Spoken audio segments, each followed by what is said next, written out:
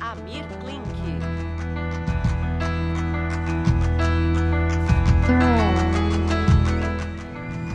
Boa noite.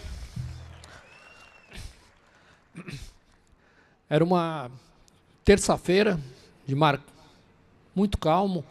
Às 13h31, eu joguei a âncora numa prainha na Bahia, chamada Praia da Espera. Foi o dia mais legal da minha vida. Eu estava há 100 dias e 6 horas remando um barquinho de 5,90 metros desde a África. Eu estava ouvindo uma música que não existe em nenhum outro lugar. Uma música linda, o som do vento nas folhas dos coqueiros. E eu não quis descer na praia. Não me deu vontade de descer. Era um momento muito especial. E de repente apareceu um pescador, muito simples, muito simples, encostou a sua canoinha imunda do lado do meu barco e olhou desconfiado para o meu barquinho, viu que tinha remos, não tinha motor e nem mastro. Meio desconfiado, ele perguntou: como é que foi a pescaria, moço? Eu olhei para ele e falei assim: puxa vida, meu senhor, hoje eu não peguei nada não. Aí ele falou: a vida é assim, tem dias que a gente não pega nada, tem dias que a gente pega tudo, e foi embora. Meia hora depois ele voltou e me pediu desculpas, esticou a mão e me ofereceu 2 sardinhas, falou: moço, é o único peixe que eu tenho para te oferecer, mas fritinho fica bom. E aí eu olhei para ele, agradeci, e aí ele olhou para mim, desconfiado, e perguntou assim: de onde você vem vindo? E aí eu pensei, o que eu digo para ele? E tão simples, com um sorriso tão autêntico. Aí eu olhei para ele, criei coragem e falei: moço, eu venho da África. Ele falou: eu não conheço essa praia, mas não é boa de peixe, não. Eu adorei a experiência no Atlântico. Foi a minha iniciação, e a partir daí eu descobri que, no fundo, eu gosto mesmo de estar no mar. Eu não estava feliz nesse dia porque eu venci o Atlântico, eu não venci o Atlântico. Eu estava feliz porque durante 4 anos eu ouvi que eu ia morrer, que não ia dar certo, que eu estava fugindo do mundo real, que eu tinha que fazer uma coisa útil, que eu tinha que voltar a trabalhar onde eu trabalhava. Durante 4 anos eu vi gente dizendo quantos morreram tentando fazer a mesma coisa no Atlântico Norte. Eu adorei porque eu simplesmente cumpri o meu plano. Eu adorei porque durante 88 dias eu não consegui alcançar a meta de fazer 33 milhas náuticas por dia.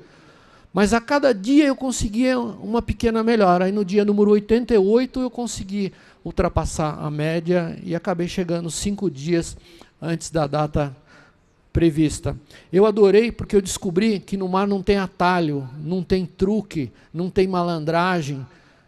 Eu trabalhei no mercado imobiliário, eu detestei os contratos cheios de armadilhas. Não tem armadilha no mar. Você tem que cumprir a sua tarefa.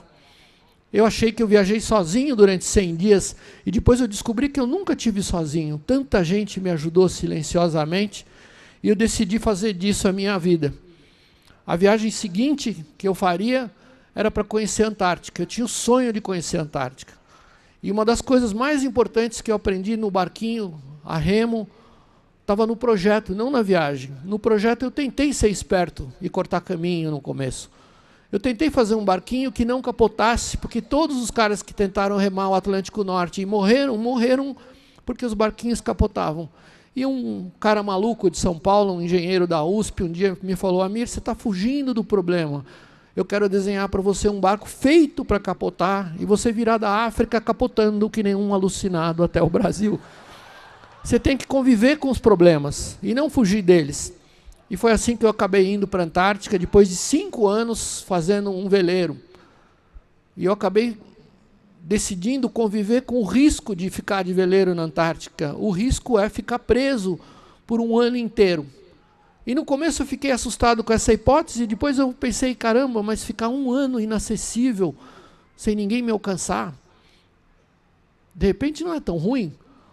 Nenhum oficial de justiça vai me pegar em 1 ano, nenhum despachante, nenhuma vizinha chata.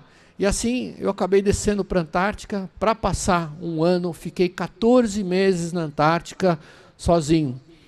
E foi nesse período que eu descobri que eu nunca tinha morado sozinho em Paraty. Nos 15 anos em que eu achava que morava sozinho em Paraty, sempre saía água da torneira da minha casa. Todas as vezes que eu apertei um botãozinho na parede, acendia a luz.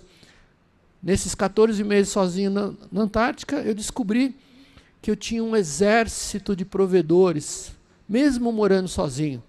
Que cada um de nós, quando vive numa comunidade, quando trabalha numa instituição como o BB, a gente tem verdadeiros exércitos de pessoas que são os nossos provedores, que silenciosamente e secretamente fazem com que a nossa vida seja melhor. O dia mais importante da minha viagem foi o último. No último dia, eu descobri a importância das oportunidades, quando a gente enxerga quem são os nossos provedores. No último dia, eu lembrei do primeiro dia na Antártica. No primeiro dia na Antártica, eu estava cansado e fui dormir. Navegando, a gente nunca dorme mais do que 50 minutos quando está sozinho. Eu queria dormir 50 horas. E eu dormi e acordei com um barulho terrível em volta do barco. E quando eu fui olhar, eram cristais de gelo se formando no estaiamento do barco. O ar esfriou muito rápido e formaram-se milhões de cristais. E o sol, às 3 horas da manhã, cruzava os cristais e produzia milhões de arco-íris, minúsculos arco-íris. Eu fui correndo pegar uma máquina fotográfica.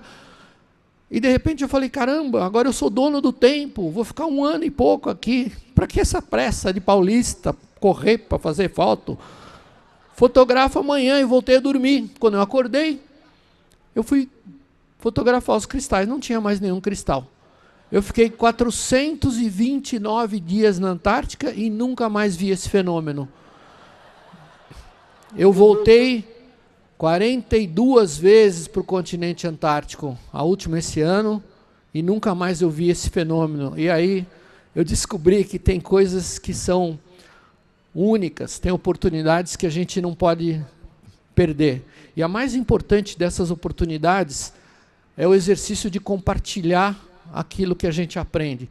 Quando eu voltei da minha última viagem com as minhas filhas, agora há pouco tempo atrás, eu percebi que, no fundo, eu não tenho nada do que eu achei que eu tinha construído. Eu fiz mais de 30 barcos, viajei por todos os oceanos da Terra. A gente tem uma casinha que a gente gosta, mas essa casa não é minha.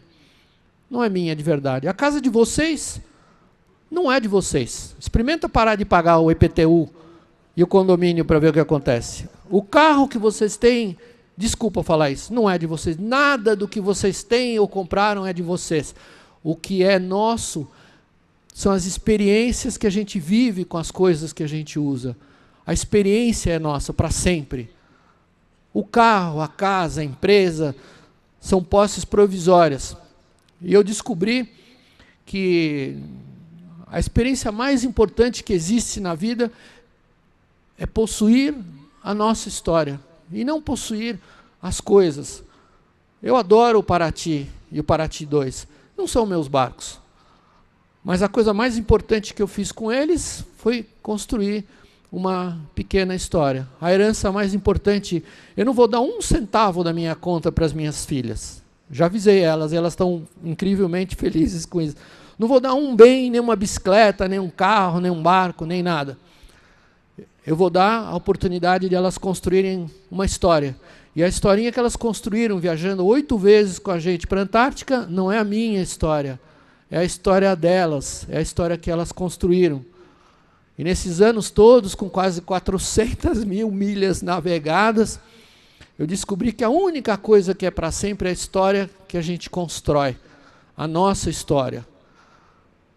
Cada um de vocês aqui tem uma história. Esse banco não é o banco de vocês. Esse banco é a história que vocês estão construindo. A história de cada um de vocês faz a história dessa instituição. Eu espero que vocês façam uma linda história. Obrigado.